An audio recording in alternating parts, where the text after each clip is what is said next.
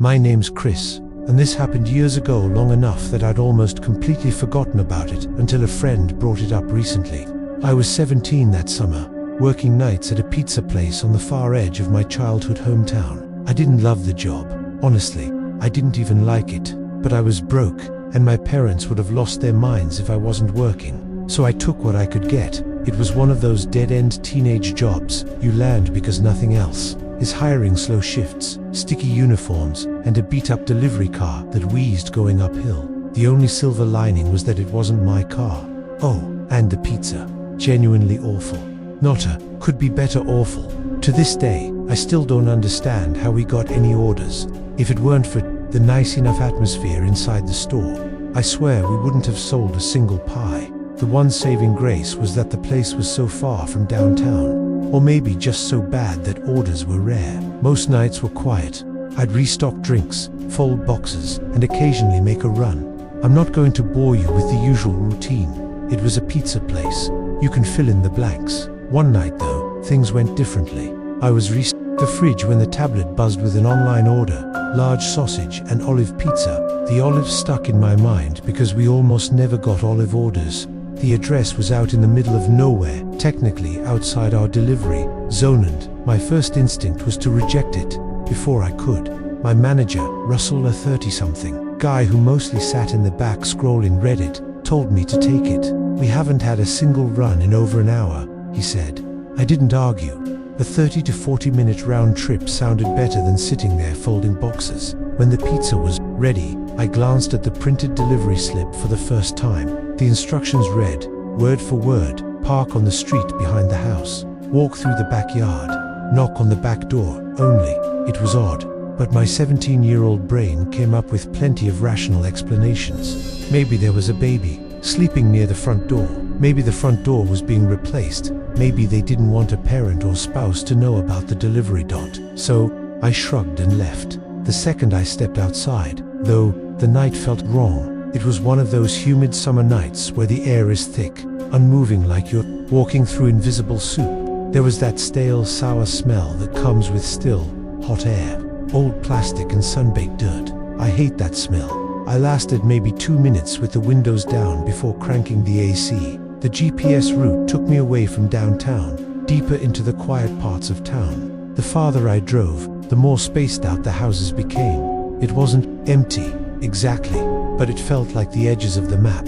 After 25 minutes, I pulled up ironically behind the house. The GPS had routed me along a skinny side street that bordered a row of backyards. No streetlights, no porch lights, just darkness. I slowed down and double-checked the house number. Everything looked dead. No lights inside, no cars in the driveway, just a sagging backyard with waist-high grass and a crooked wooden fence.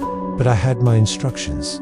I parked on the gravel shoulder, grabbed the pizza, and made my way up the incline toward the back door. Flashlight angled down so I wouldn't trip. The door was one of those old white ones with a little pane of glass at the top, covered by a cheap curtain. I knocked. Nothing. I knocked again, already dreading going back with the pizza. Still nothing, until I saw the curtain move. Just the smallest twitch, like someone brushed it with a fingertip. I froze. I was staring right at the glass, so I know I saw it. I waited, expecting whoever was behind it to open the door. But before anything happened, 2 unmarked cars rolled up behind mine. My stomach sank. One of the doors opened and a man stepped out. In the glare of the headlights, I could tell he wasn't dressed like a regular cop, just jeans and a t-shirt, but he flashed a badge. An undercover officer. He motioned for me to come over. I assumed maybe he was the one who ordered and had just gotten home, but as I approached, he quietly told me to go back to my car and wait. That was it. From my seat, I watched more figures emerge, 5 officers in total, maybe more, all with flashlights. They moved silently around the house, like they didn't want to be noticed. Nobody knocked. Nobody announced themselves. It was unsettling. One officer tried the back door handle. When it didn't open, he nodded at another and stepped away. The whole thing felt like something I really wasn't supposed to see. That eventually, the first officer came back to my window. His eyes flicked to the pizza box in the passenger seat, and he sighed. He explained vaguely that there was an ongoing investigation involving the property.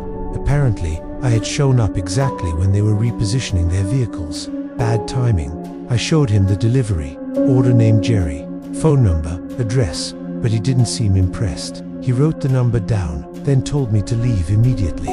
I grumbled about my boss being mad I was coming back with the pizza. He just shrugged and repeated, "Leave." Then he walked off into the dark. I drove back in silence. It wasn't until I parked at the store that the reality sank in. If the police hadn't been there, I had no idea what would have happened, and that was the part that stuck with me. Why would someone in a staked-out house order a pizza? Did they not know they were under surveillance? Or did they know, and I was part of some weird test? Maybe they wanted to see if the cops were watching that side of the house. The timing, the twitching curtain, the silence, it all seemed too strange to be coincidence. I'll never know, and maybe that's for the best. If my friend hadn't reminded me of it recently, I probably would have let the whole memory fade away. But I figured I'd share it here before it disappears from my mind again.